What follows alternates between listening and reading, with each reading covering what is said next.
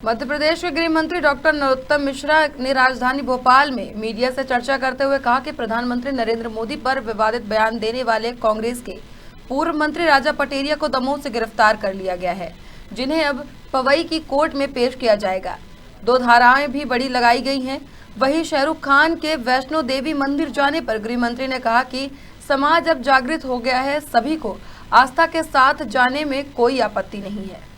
तत्काल कार्रवाई करनी चाहिए और माफी मांगना चाहिए। लक्ष्मण सिंह भी कह रहे हैं कि उनको माफी मांगनी चाहिए। लक्ष्मण सिंह जी की बात दरअसल कोई मानता नहीं है कांग्रेस में। वो कहते तो अच्छी बात है, पर दुर्भाग्य ये है कि कांग्रेस में कोई मानता नहीं है। नेता प्रतिपक्ष समर्थन है, उन्होंने जो मीन बताया है उसको तो समझा ही नहीं। नेता प्रतिपक्ष पहले मीन का मतलब तो समझाए। हत्या के मीन का मतलब हारना कैसे होता है ये तो बताएं। नेता प्रतिपक्ष का समर्थन नहीं है। नेता प्रतिपक्ष को दिल्ली से आया होगा ये बात कहने के लिए। गांधी परिवार का जो इटालियन कांग्रेस है उसने कहा होगा कि आप ऐसा कहो, उसके पक्ष में बयान दो। और नेता प्रतिपक्ष का बयान ये स्पष्ट रूप से कह रहा है कि उन्होंने अपराधी को प्रश्रय देने का काम किया है, अपराधी को सपोर्ट देने का काम किया है। जिस चीज की गोविंद सिंह जी को निंदा करना चाहिए उसमें वो सपोर्ट कर रहे हैं, ये भी निंदनीय कृत्य है।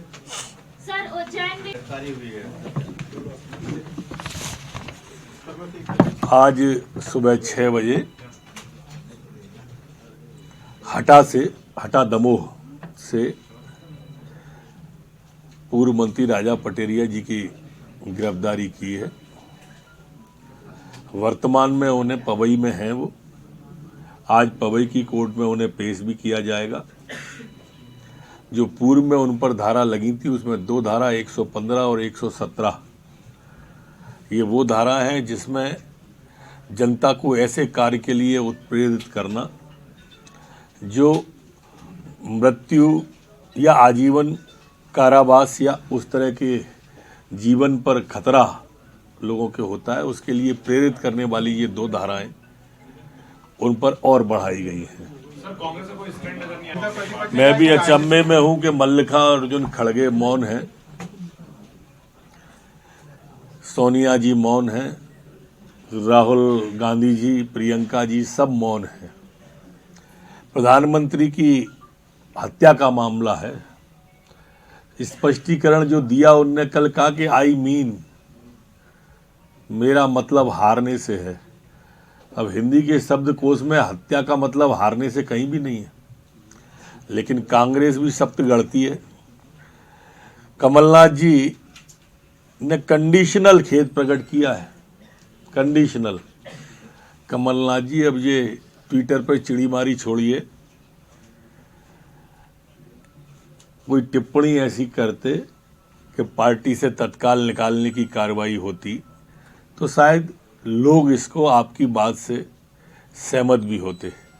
कमलनाथ जी, आपका इस मामले में आचरण ऐसा ही है जैसे आप अपराध की तो निंदा करते हैं और अपराधी को शरण देते हैं। हो रही है मोहम्मद पैगंबर का, जिसमें एक क्लॉज डाला गया है कि गैर मुस्लिम भी जो है उसमें भाग ले सकते हैं, तो एक धर्मांतरण का एक नया तरीका कह सकते हैं। मेरे संज्ञान में ये विषय लाया गया था। उज्जैन में पैगामे इंसानियत सोसाइटी के द्वारा एक निबंध प्रतियोगिता आयोजित की गई थी जिसमें गैर मुस्लिमों को भाग लेने का कहा गया था। मैं भी नहीं समझ पाया इस प्रतियोगिता में ऐसा कैसे हो सकता है, ये कौन सा तरीका है। और जैसे ही मेरा मामला संज्ञान में आया था वैसे लोगों ने नियत पर ही सवाल खड़े कर दिए थे परीक्षा की, और मैंने एसपी को निर्देश किया है तत्काल परीक्षा को स्थगित करवाएं।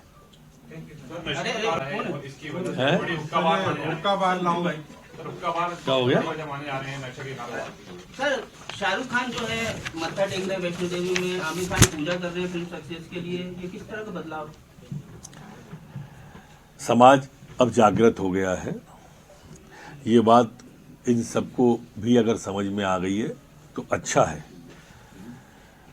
सबको अपनी अपनी आस्था के अनुसार पूजा अर्चना करने का अधिकार है। जिसकी आस्था जिसमें है वो उसकी पूजा करे, लेकिन किसी की भावना को आहत न करें, इतनी सी बात है। जहाँ तक आपका सवाल अभी तक हुक्का बार को परिभाषित ही नहीं किया गया था।